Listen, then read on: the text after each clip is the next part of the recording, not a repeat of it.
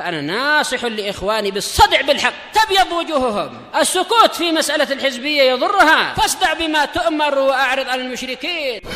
سلامي على دماج ورجالها والشيخ يحيى ودار العلم يا سعد بانيها. نعم بارك الله فيكم. بسم الله الرحمن الرحيم. الحمد لله حمدا كثيرا طيبا مباركا فيه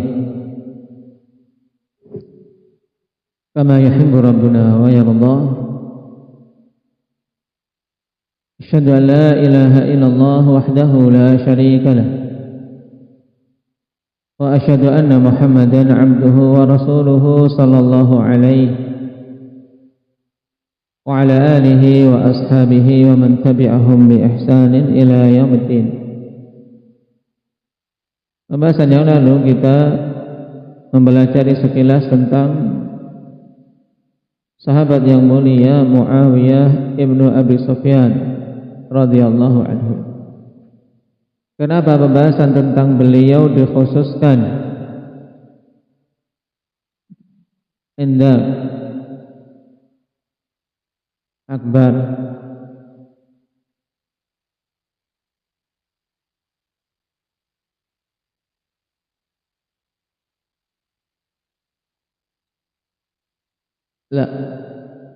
sekarang para sahabat-sahabat yang lain kan banyak.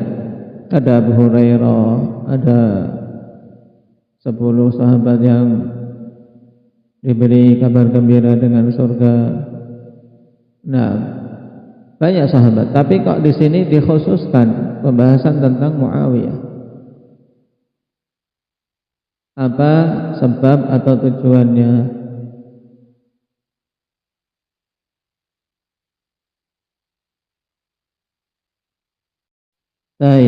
Untuk membantah orang-orang Rafidhah yang mereka mencela dan membenci Muawiyah.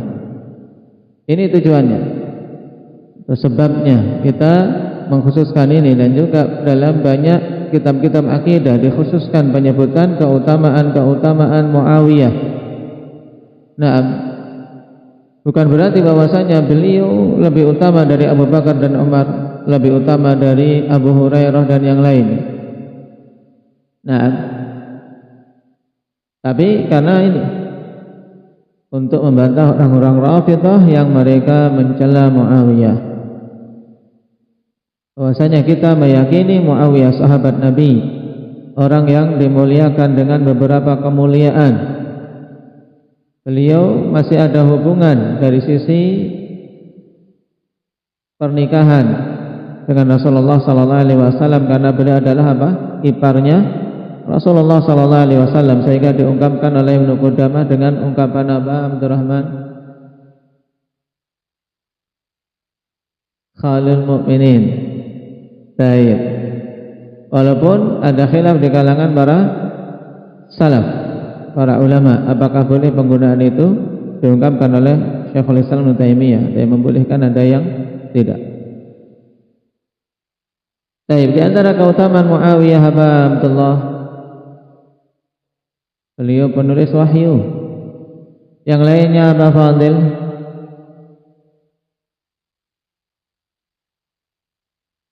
Di antara keutamaan Muawiyah apa?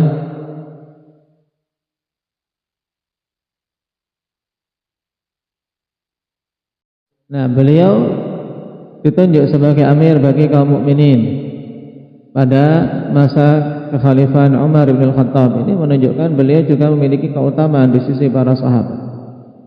Dan juga raja pertama dari raja-raja dalam sejarah Islam, dan yang terbaik karena beliau sahabat. Baik. Kapan beliau masuk Islam, Jabir? Pada tahun Fathu Makkah. Ini yang jelas, beliau masuk Islam pada tahun Fathu Makkah. Apakah sebelum itu sudah masuk Islam? Terjadi khilaf. Ada yang mengatakan sudah tapi menyembunyikan keimanannya. Tapi wallahu taala alam tentang riwayat tersebut dari sisi keabsahannya. Tapi yang jelas, yang terlihat dan masyhur, beliau masuk Islam pada peperangan Fatah.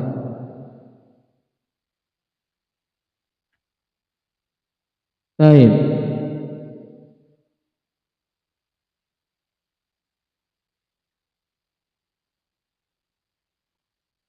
Sekarang kita lanjutkan. Qala al-Imam Ibn Qudamah rahimahullahu ta'ala wa minas sunnati as-sam'u wat-ta'ah li a'immatil muslimin wa umara'il mu'minin barrihim wa fajirihim ma lam ya'muru bi ma'siyatillah fa innahu la ta'ata li ahadin fi ma'siyatillah. Sekarang kita akan beralih pada pembahasan akhwan seputar permasalahan khilafah dan hukum taat kepada khalifah serta kepada amir kaum mukminin. Baik. Dikatakan oleh Imam Ibn Qudamah termasuk dari sunnah yang wajib kita wujudkan, yaitu as-sam'u wa ta'ah li a'immatil mu'minin, mendengar dan taat kepada penguasa kaum muslimin, li a'immatil muslimin wa umara'il mu'minin, wajib mendengar dan taat kepada imam-imam kaum muslimin dan para penguasa-penguasa kaum mukminin. Ungkapan hampir sama, intinya apa? Mendengar dan taat kepada penguasa. Kapan saja kekuasaannya mereka sah atas kaum muslimin, maka wajib kita mentaatinya. Barrihim wa fajirihim, sama saja apakah penguasa tersebut penguasa yang saleh, yang taat dalam agamanya, atau penguasa tersebut fajir. Fajir adalah yang jahat, zalim, tapi masih muslim. Ada tak muslim yang jahat? Indahnya sakit. Ada. Nah, yang mereka condong kepada maksiat, nah, berbuat zalim dan seterusnya, tapi masih muslim. Kemudian batasan ketaatan tersebut sampai kapan? Malam ya'muru bi maksiatillah, selama mereka tidak memerintahkan untuk bermaksiat kepada Allah. Ini menunjukkan bahwasanya ketaatan kaum muslimin yang dituntut, nah, bukan ketaatan buta, bukan ketaatan buta, tapi apa? Ketaatan yang ada batasannya. Maka kalau kita diperintahkan untuk bermaksiat, maka tidak boleh kita taati. Kenapa? Fa innahu la ta'ata li ahadin fi maksiatillah. Karena tidak ada ketaatan untuk seorang pun dalam kemaksiatan kepada Allah Subhanahu wa taala. Siapapun itu, apakah itu presiden, apakah itu raja, apakah itu kaisar, apakah itu khalifah, taib, penamaan penguasa-penguasa, dengan berbagai macam namanya. Jika dia berkuasa atas kaum muslimin, maka batasannya ini, la ta'ata li ahadin fi maksiatillah, tidak boleh mentaati seorang pun dalam kemaksiatan kepada Allah Subhanahu wa taala. Baik. Qala wa man waliyal khilafata wajtama'a alaihi an-nas wa radu bihi aw ghalabahum bi sayfihi hatta sara al-khalifah wa summiya amiral mu'minin wajabat ta'atuhu. Dibetulkan, wajabat ta'atuhu wa harumat mukhalafatuhu wal khuruju alaihi wa syaqqu asal muslimin. Siapa saja yang memegang tampuk kekhalifahan dan manusia bersepakat atas kekhalifahannya dan ridha dengannya, atau dia mampu mengalahkan atau mampu berkuasa dengan pedangnya. Nah, dia itu mampu menguasai kaum muslimin dengan pedangnya. Maksudnya apa? Dengan kudeta,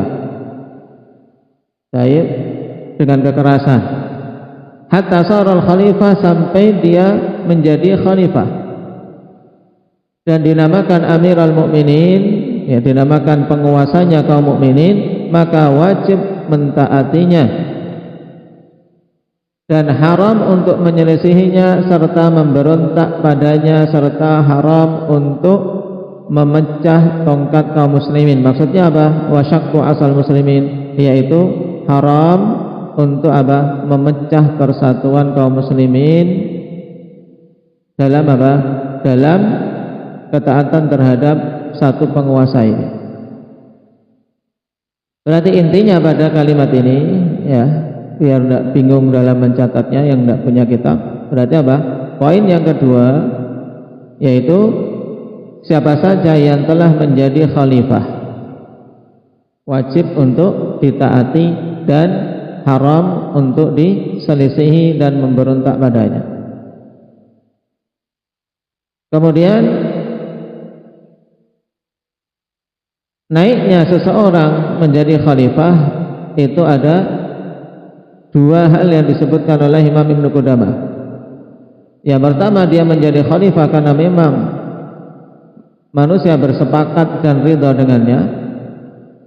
Yang kedua, menjadi khalifah karena pedangnya, yaitu karena apa? Kekuatan dia. Ketika dia merebut penguasa sebelumnya, ternyata dia menang. Ya, kita wajib untuk apa? Mendengar dan taat padanya. Baik. Dan kita baca penjelasan dari Syekh Ibnu Utsaimin rahimahullahu taala Asy-Syarh Al-Khilafah.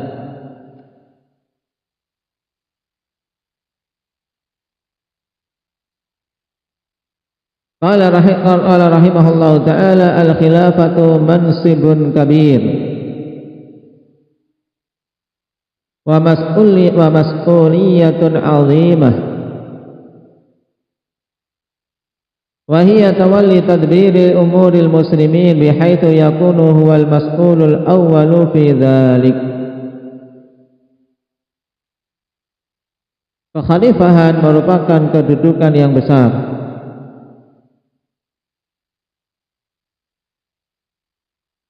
dan merupakan tanggung jawab yang besar, yaitu dia bertanggung jawab dalam mengatur perkara-perkara kaum muslimin, di mana dia menjadi orang yang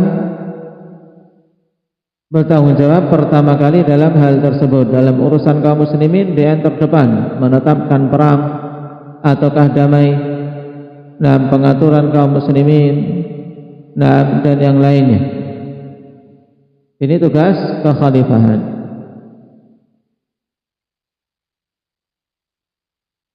Dan makna khalifah itu sendiri, akhwan, Syekhul Islam rahimahullahu taala menjelaskan dalam Majmu' Fatawa, wal muradu bil khalifah annahu khalafa man kana qablahu minal khalqi. Ini asal katanya. Makna khalifah yaitu apa?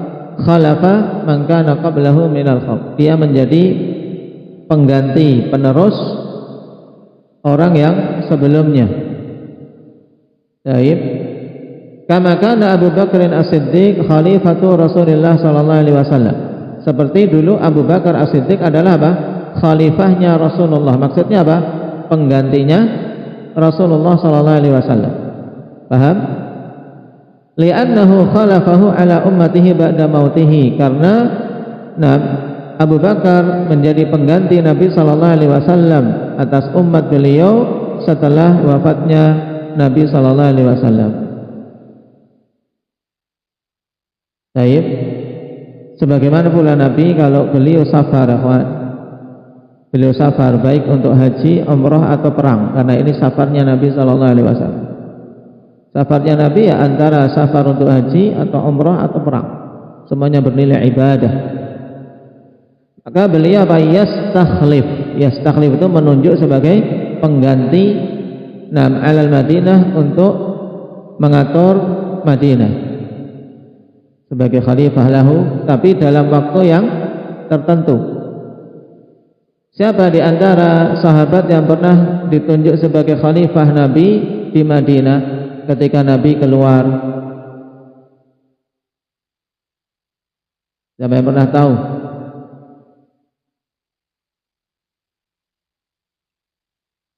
Taib, Ali pernah. Taib pada Ghazwatu Tabuk, ya kan? Pada perang Tabuk Ali ditunjuk. Kenapa Ali enggak ikut? Padahal beliau biasanya kalau perang paling terdepan. Nah, kuat sekali ini Ali termasuk kalau dalam perang. Dalam perang Tabuk kok enggak ikut, kenapa?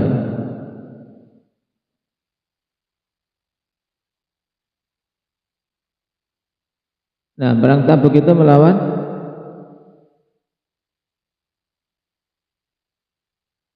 saat itu Yahudi. Ditunjuk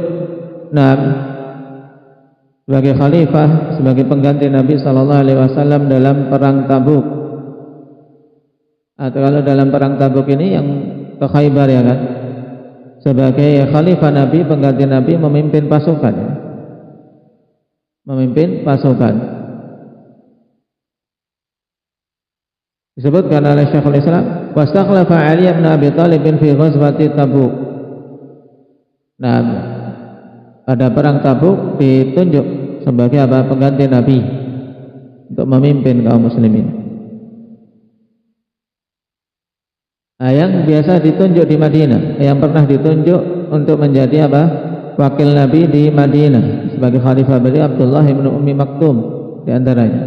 Padahal beliau buta, tapi karena beliau memiliki ilmu, Nabi melihat beliau pantas untuk apa? Menjadi khalifah Nabi di Madinah ketika Nabi keluar. Abdullah bin Ummi Maktum. Karena yang kuat-kuat ikut perang.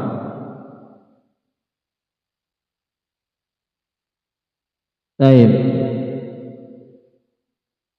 Ini makna khalifah, kawan, asalnya.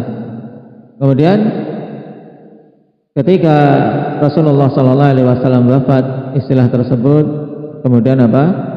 Tersemat pada para penguasa pengganti beliau. Abu Bakar khalifah, khalifatul Rasulullah sallallahu alaihi wasallam.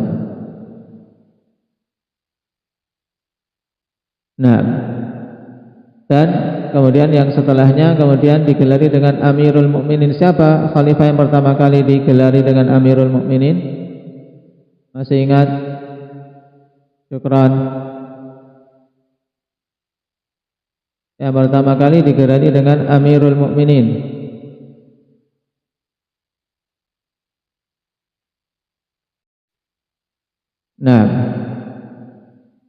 Yaitu Umar bin Khattab radhiyallahu anhu. Belum datang, ya, Syukran. Itu salahnya yang telat-telat. Ramadan. Baik, kita ambil di bulan Ramadan, labas. Yang pertama kali digelari Amirul Mukminin siapa? Khuzaimah.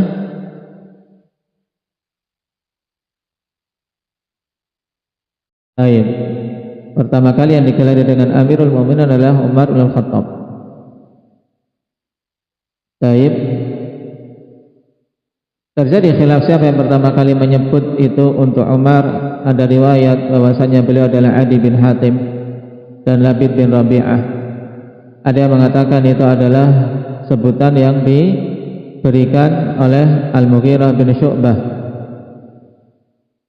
Baik.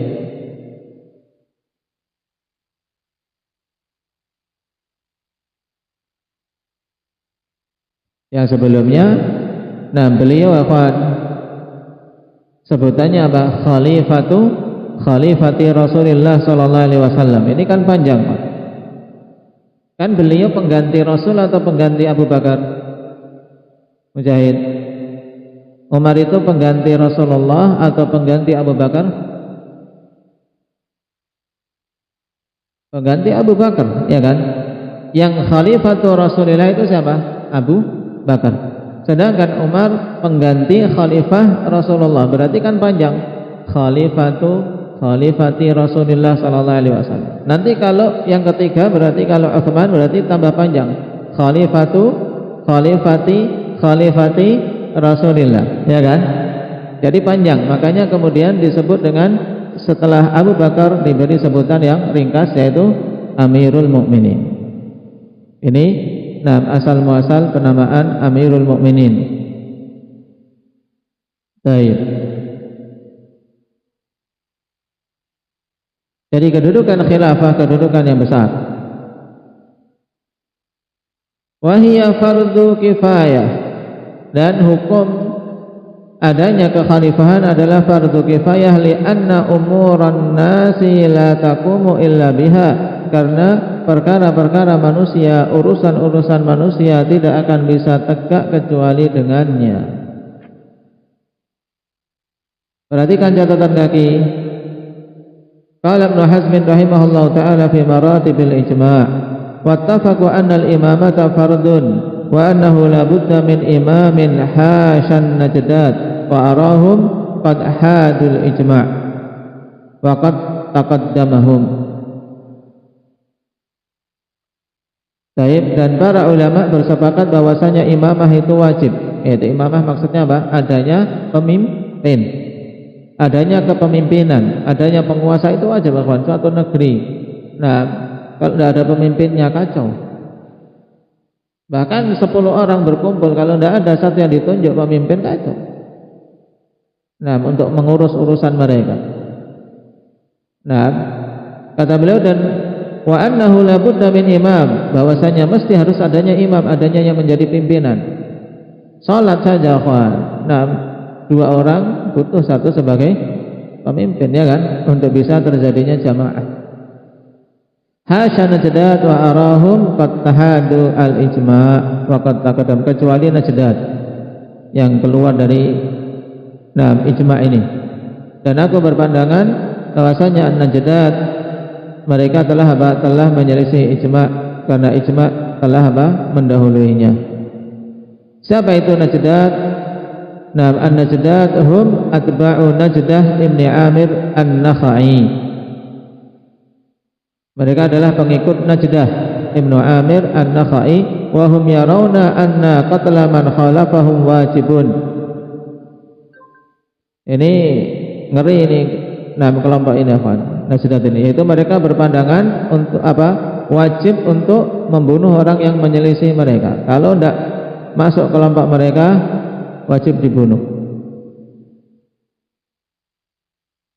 Wa aktsarul khawarij bi Sijistan ala maqalatihi, dan mayoritas orang-orang khawarij di negeri Sijistan itu di atas keyakinannya.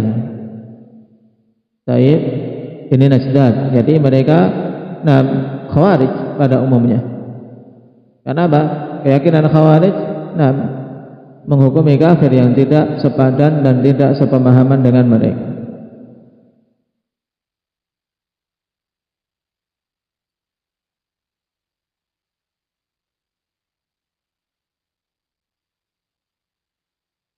Dan hal ini juga ditegaskan oleh Imam Nawawi, ikhwan, tawallil imamah fardu kifayah, fa ilam yakun man yasluhu illa wahidan ta'ayyana alaihi wa lazimahu talabuha illam yabtadi'uh. Nah, untuk memegang tampuk keimamahan, kepemimpinan itu fardu kifayah. Menjadi pemimpin itu fardu kifayah, harus ada kaum mukminin yang menjadi pemimpin. Jika tidak ada yang bisa untuk memimpin kecuali satu orang, maka wajib atas orang ini menjadi apa? Fardu ain. Dan ini kaidah umum berlaku pada banyak hal, kawan. Yang asalnya fardu kifayah, tapi kalau diketahui orang inilah yang bisa, maka menjadi wajib baginya. Seperti misalnya membandingkan jenazah. Nah, memandikan jenazah tidak ada yang bisa sesuai sunnah. Memandikan jenazah hukumnya apa? Fardu kifayah pada asalnya. Tapi ketika orang ini yang bisa, maka wajib ain atas orang tersebut. Nah, fardu ain atas orang itu untuk memandikan jenazah. Dia harus, karena dia yang bisa, yang memiliki ilmu. Demikian pula ini, kalau yang menjadi imam, menjadi penguasa yang lainnya tidak pantas, cuma dia tok, maka wajib atasnya untuk menjadi imam dan wajib untuk apa? Walazimahu talabuha illam yabtadi'u. Wajib untuk memintanya. Jika mereka tidak mengawalinya menunjuk dia, tapi yang lainnya sudah semuanya kacau, semuanya tidak memiliki ilmu, maka menjadi wajib ain atas diri. Nah, cuman di sini yang terkadang orang mengaku bisa padahal tujuannya apa? Dunia. Aku yang bisa, aku yang mampu. Padahal sebenarnya yang diinginkan adalah dunia. Wal'iyadzubillah. Ini penting, ikhwan, untuk apa? Untuk kita bisa apa? Memahami ayat dengan baik ketika Nabi Yusuf apa? Nabi Yusuf meminta untuk beliau diserahkan apa? Kepemimpinan, kekuasaan. Nah, kenapa? Karena beliau melihat beliau yang mampu untuk mengatur urusan negara. Saya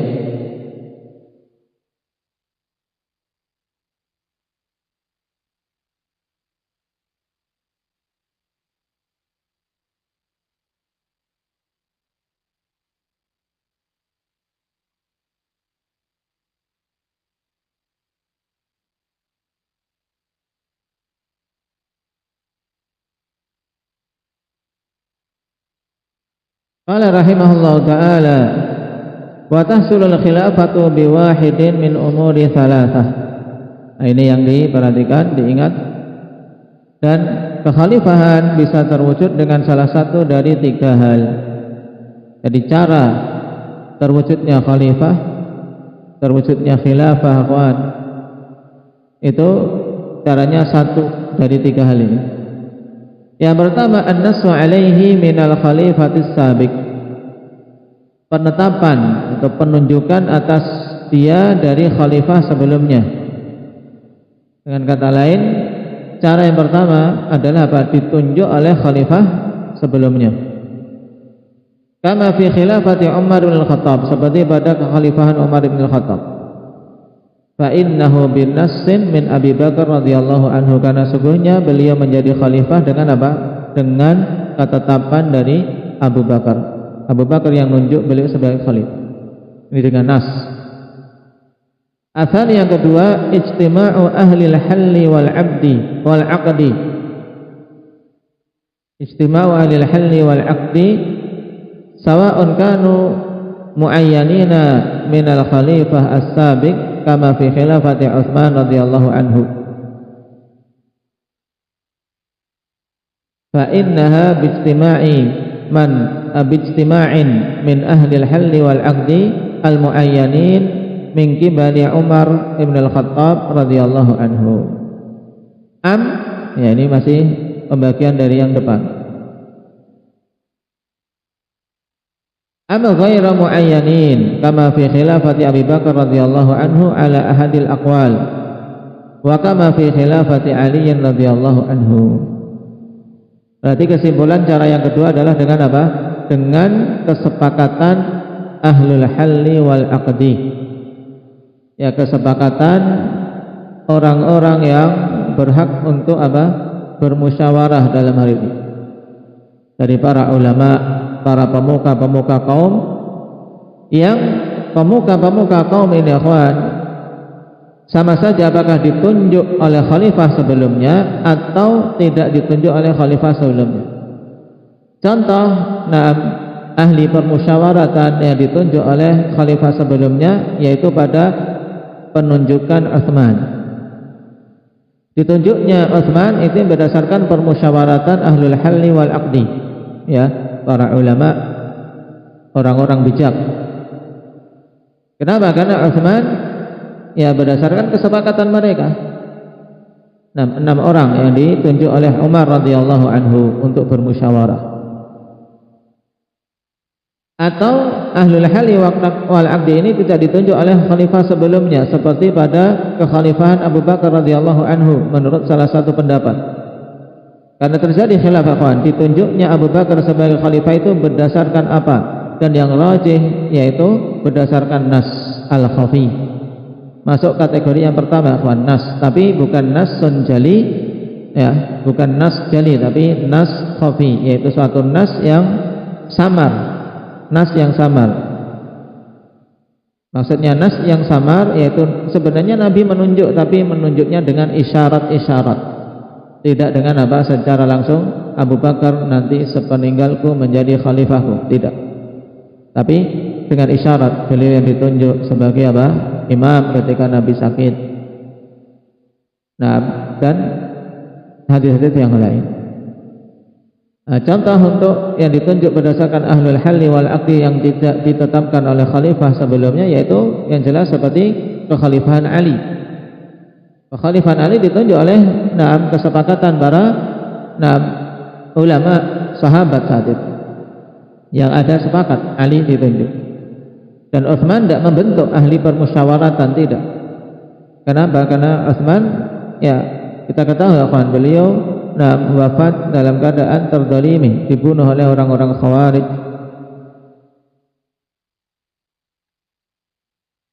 Ini cara yang kedua. Kemudian cara yang ketiga, al-thalits al-qahru wal ghalabah. Cara terwujudnya khilafah dengan al-qahru wal ghalabah, yaitu dengan kekuasaan atau dengan merebut kekuasaan dan memenangkan peperangan. Baik, mengalahkan khalifah sebelumnya. Dan cara ini akhwan, kama fi khilafati Abdul Malik ibn Marwan hina qutila Ibn Zubair wa tammatil khilafatullah.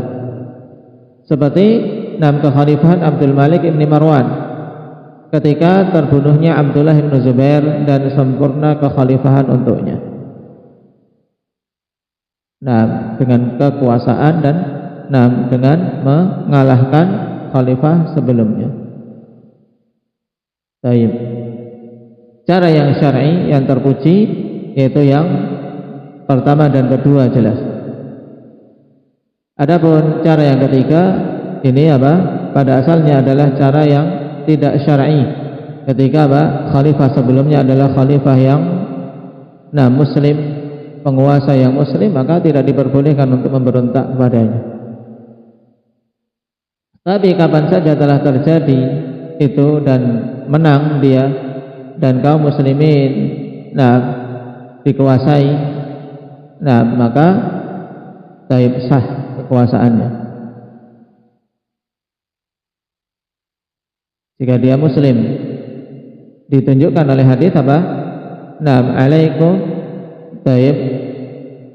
bisam'i wa ta'ah wa in ta'ammara alaikum abdun habasyih. Ini dalilnya. Pada al-qahr wal ghalabah, seandainya memang dia berkuasa maka tetap ditaati. Dalilnya ini, wa in ta'ammara alaikum abdun habasyih, walaupun yang menjadi amir kalian adalah budak Habasyah. Budak Habasyah sah tidak menjadi pemimpin sebenarnya Ali. Berhak tidak? Dia tidak berhak. Ya, budak Habasyah tidak berhak untuk jadi penguasa. Penguasa kan harus dari orang merdeka. Juga kalau itu khalifah Amirul Mukminin itu harus dari kalangan Quraisy. Kalau khilafah ingin tegak, yang menjadi khalifah dari kalangan Quraisy. Kalangan Quraisy. Kalau Abdul Habasyah, budak Habasyah tidak berhak secara syar'i. Tak bisa dia menjadi penguasa. Nabi katakan wajib mendengar dan taat walaupun yang berkuasa adalah budak Habasyah. Menunjukkan cara dia menjadi penguasa mesti bukan cara yang syar'i. Maka ini untuk dalil pada cara-cara terwujudnya kekuasaan, tapi tidak dengan cara yang syar'i. Kalau sudah terwujud maka wajib mendengar dan taat. Seperti misalnya dengan cara pemilu. Tapi kaum muslimin sudah di bawahnya, sudah sah dia sebagai penguasa, maka wajib mendengar dan taat pada penguasa kaum muslimin. Baik. Wallahu ta'ala a'lam. Naktafi bihadza walhamdulillahi rabbil alamin.